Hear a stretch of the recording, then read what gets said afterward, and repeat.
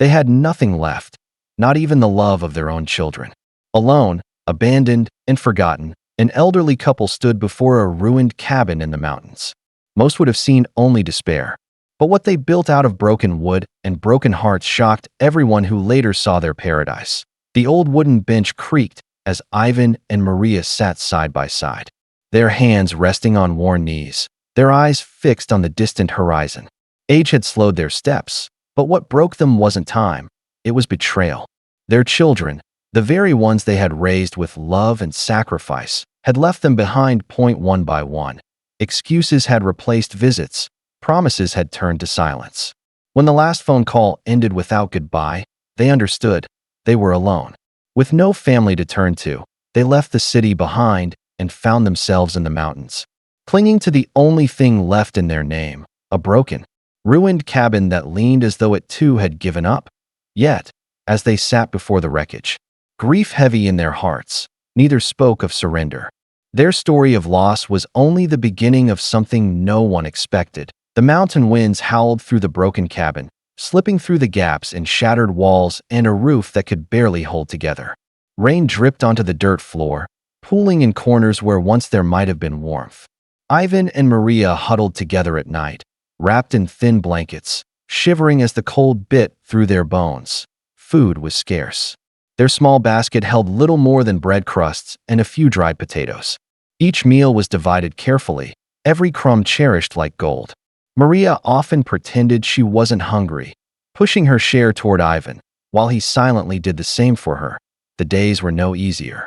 Chopping wood with Ivan's trembling hands left splinters in his skin, while Maria carried buckets of water from a frozen stream, her back aching with every step. The cabin groaned with age, threatening collapse. Yet even in their struggle, the two found strength in one another's presence.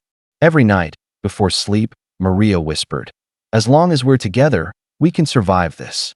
On the third morning, Ivan stood outside the cabin, staring at its crumbling walls and sagging roof. The structure looked more like a grave than a home. He gripped his walking stick tightly, his heart heavy with despair. "Maybe this is how it ends," he murmured. But beside him, Maria shook her head. She placed her frail hand on his arm. "No, Ivan.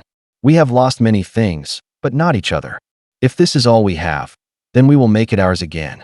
Her words carried more strength than her fragile frame suggested. That evening, as the sun dipped behind the peaks, they made a pact. There would be no giving up, no waiting for help that would never come. Together, they would rebuild the cabin, piece by piece, stone by stone. Their children had abandoned them, but hope would not. In the silence of the mountains, two broken hearts promised to rise again. The following days began before dawn and ended long after the sky turned black. Ivan rose each morning with an axe in his hand, his steps slow but steady as he ventured into the forest to collect wood. His shoulders ached, his back screamed, but every log he dragged home was a victory. Maria worked beside him, her hands raw from scrubbing and patching what she could salvage. She pieced together torn curtains, mended clothes with crooked stitches, and used whatever scraps she found to plug holes in the walls. Her frail frame moved tirelessly, fueled not by strength but by determination. They spoke little during those days. Their silence filled with the rhythm of effort, the sound of hammering, chopping, sweeping, and sighing. Though their bodies weakened, their spirits grew tougher. With each nail driven and each stone set, the cabin slowly shifted from ruins to something that resembled life again. In their struggle, they discovered not just survival, but resilience. Spring crept into the mountains slowly, melting the last traces of snow and softening the hard earth around the cabin. For Ivan and Maria, it was a sign. One morning, Maria knelt on the ground with a small pouch of seeds she had carried for years. Her fingers trembled as she pressed them into the soil. "Let's see if life can grow here again," she whispered. Day after day, they tended the patch of land. Ivan carried buckets of water from the stream, pouring it carefully over the fragile shoots, while Maria shielded the young plants from cold winds with makeshift covers. At first, there was nothing but dirt and silence. But soon, tiny green stems pushed through the soil. Defying the mountain's harshness, vegetables began to sprout: potatoes, carrots, beans, while wildflowers bloomed in vibrant colors. painting the once barren land with hope. The scent of earth and blossoms filled the air, and the couple, once weighed down by sorrow, began to smile again. Their garden wasn't just food. It was life reborn. Each leaf and petal whispered a message that even after abandonment, even after ruin, beauty could return if cared for with love. The cabin, once leaning like a dying tree, now stood tall with renewed pride. Ivan had replaced the rotting beams with strong timber, his hands blistered but steady. Each plank nailed into place echoed like a heartbeat, bringing strength back to the house. The sagging roof was mended with shingles they salvaged, no longer dripping during the rain. Inside, Maria worked her quiet miracles. She scrubbed soot from the stone hearth until it gleamed, arranged fresh flowers from their garden in glass jars, and stitched colorful quilts that brightened the wooden walls. Their small table, once bare, now held warm bread, steaming tea, and the scent of herbs drying above the tea night. Fire crackled in the hearth, chasing away the cold. The cabin glowed with light and laughter, no longer a place of despair, but a sanctuary of love. Every corner told a story, not of abandonment, but of resilience. The mountains still whispered with wind and silence, yet the couple no longer felt alone. Their home had been reborn, not just with wood and stone, but with faith, effort, and the bond they refused to let die. Word of the couple's transformation spread slowly, carried by hikers who wandered through the mountain trails. One afternoon, a group of travelers stumbled upon the cabin. Expecting to see a ruin, they froze in amazement.